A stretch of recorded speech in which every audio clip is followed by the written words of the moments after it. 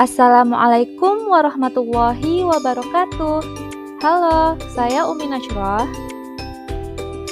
dari Program Studi Pendidikan Agama Islam Fakultas Tarbiyah dan Keguruan Universitas Islam Kuantan Singingi semester 3 kelas A akan membahas materi statistika dengan judul Uji beda rata-rata 1 sampel dan uji beda rata-rata 2 sampel untuk memenuhi tugas mata kuliah statistik pendidikan dengan dosen pengampu Ibu Dwi Putri Musdansi SPD MPD.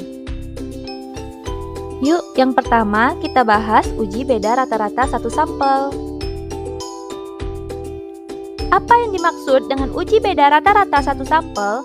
Uji beda rata-rata 1 sampel merupakan salah satu prosedur pengujian statistik inferensial yang digunakan untuk menguji apakah rata-rata dari data yang kita gunakan secara statistik berbeda secara signifikan bila dibandingkan dengan nilai rata-rata yang sudah diketahui berdasarkan asumsi ataupun opini. Karena uji ini hanya melibatkan satu kelompok sampel. Kita akan melakukan pengujian nilai rata-rata sampel tersebut terhadap nilai rata-rata pada hipotesis 0. Sederhananya, kita akan menguji nilai rata-rata sampel atau statistik dengan rata-rata populasi atau parameter. Kapan biasanya digunakan uji rata-rata 1 sampel ini? Uji beda rata-rata 1 sampel biasa digunakan untuk menguji hal-hal sebagai berikut. Pertama, perbedaan rata-rata antara sampel dan nilai rata-rata yang digunakan pada hipotesis. Kedua, perbedaan rata-rata antara sampel dengan nilai median dari sampel kita uji. Ketiga, perbedaan rata-rata antara sampel yang kita gunakan dan nilai peluangnya. Keempat, perbedaan statistik antara nilai perubahan dan titik nol. Uji beda rata-rata 1 sampel hanya bisa digunakan untuk membandingkan nilai rata-rata sampel pada satu variabel dengan nilai rata-rata yang sudah ditentukan. Dalam penggunaan uji T1 sampel, kriteria kondisi data yang harus dipenuhi adalah sebagai berikut. Pertama, jenis data yang digunakan adalah interval atau rasio. Kedua, sampel yang terpilih dari populasi harus bersifat random. Ketiga, tidak terdapat data yang bersifat outlier atau ekstrem kiri atau kanan. Keempat, varians dari sampel dan populasi bersifat homogen. Di dalam uji T1 sampel, uji statistik yang digunakan adalah sebagai berikut. Statistik uji T1 sampel. T sama dengan X bar dikurang mu per SX bar, di mana SX bar sama dengan S per akar dari N. Di mana mu adalah rata-rata populasi atau hipotesis yang akan diuji, X bar adalah rata-rata sampel, N adalah jumlah sampel, S adalah standar deviasi sampel, dan SX bar adalah standar error. Baiklah teman-teman, supaya teman-teman lebih paham mengenai uji T1 sampel, di sini saya akan mencoba memberikan contoh dan nantinya datanya akan dimasukkan ke dalam SPSS. Berikut adalah contohnya.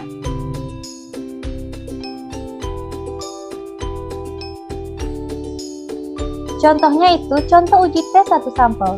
Seorang peneliti berpendapat bahwa kemampuan mahasiswa dalam belajar ilmu fikih tidak sama dengan kemampuan belajar ilmu kalam dan tasawuf, yaitu 4 jam.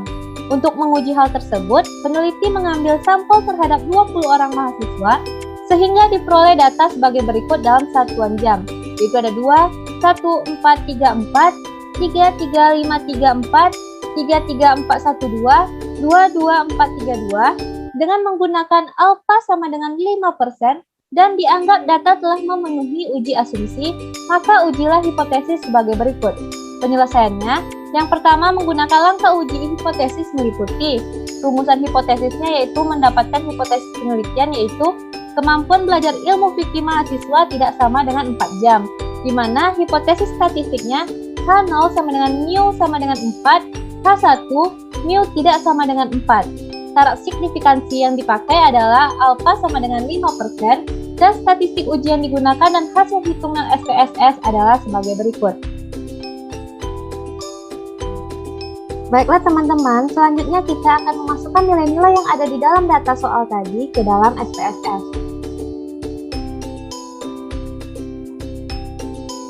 Baik, langkah pertama yaitu pada variabel Q kita isi kolom nama itu dengan kemampuan underscore belajar.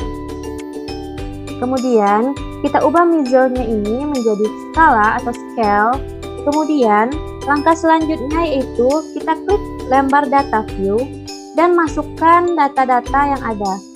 Jadi kita masukkan saja 2, 1, 4, 3, 4, 3, 3, 5, 3, 4, 3, 3, 4, 1, 2, 2, 2, 4, 3, 2. Oke, setelah terisi 20 data, kemudian langkah selanjutnya kita klik Analyze. Kemudian kita klik Compare Means. Kemudian kita klik One Sample to Test. Setelah kita klik, maka akan muncul box. Lalu kita pindahkan kemampuan belajar ini kepada kolom test variabel. Kemudian kita isi test value-nya dengan angka 4 sesuai dengan hipotesis yang ada. Kemudian klik OK. Nah, teman-teman, maka akan muncul hasilnya sebagai berikut. Nah, teman-teman, ini adalah hasil output dari SPSS tadi.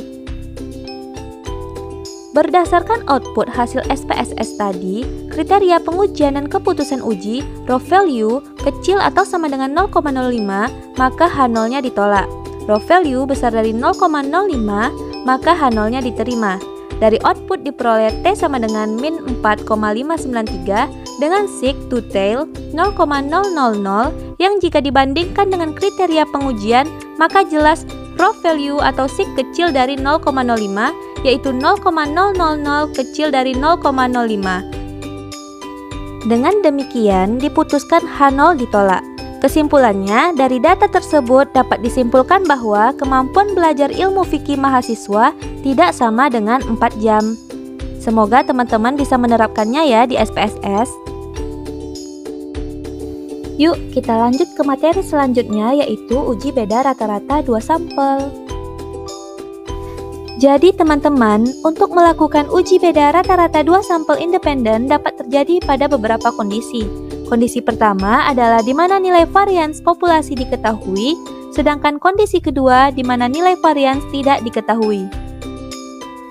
Jadi teman-teman, yang dimaksud dengan sampel independen adalah apabila 2 sampel yang diteliti tidak ada hubungan atau keterkaitannya. Kemudian, sampel independen juga disebut sebagai sampel bebas. Tahapan uji beda rata-rata 2 sampel independen sama dengan tahapan uji beda rata-rata 2 sampel berpasangan. Oh iya, teman-teman, dalam uji beda rata-rata 2 sampel terdapat 2 jenis sampel. Yang pertama yaitu ada sampel berpasangan dan yang kedua ada sampel independen. Perbedaan sampel berpasangan dengan sampel independen adalah terletak pada kelompok yang kita bandingkan. Jika kelompok yang kita bandingkan berasal dari populasi yang berbeda, maka disebut dengan sampel independen. Sebaliknya, jika kelompok yang dibandingkan berasal dari populasi yang sama, maka disebut dengan sampel berpasangan. Baiklah teman-teman, pertama kita akan membahas mengenai uji beda rata-rata independen. Berikut merupakan statistik uji yang digunakan dengan kondisi varians populasi diketahui.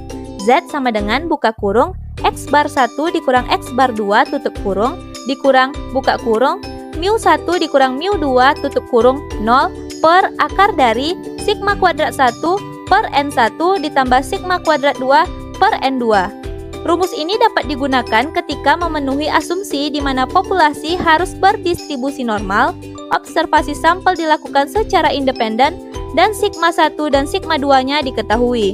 Kondisi kedua adalah uji beda rata-rata di mana nilai varians populasi tidak diketahui. Statistik uji yang cocok digunakan adalah nilai T statistik dengan formula sebagai berikut. T sama dengan buka kurung X bar 1 dikurang X bar 2 tutup kurung dikurang buka kurung mu1 dikurang mu2 tutup kurung 0 per akar dari S kuadrat P per N1 ditambah S kuadrat P per N2. Oke teman-teman, selanjutnya kita akan membahas mengenai uji statistik dari uji beda rata-rata 2 sampel yang berpasangan. Berikut merupakan formula yang dapat digunakan untuk uji beda rata-rata pada sampel berpasangan. Baiklah, sekian yang dapat saya sampaikan. Mohon maaf atas segala kekurangan dan kesalahan. Saya ucapkan terima kasih atas segala perhatian. Semoga bermanfaat. See you. Assalamualaikum warahmatullahi wabarakatuh.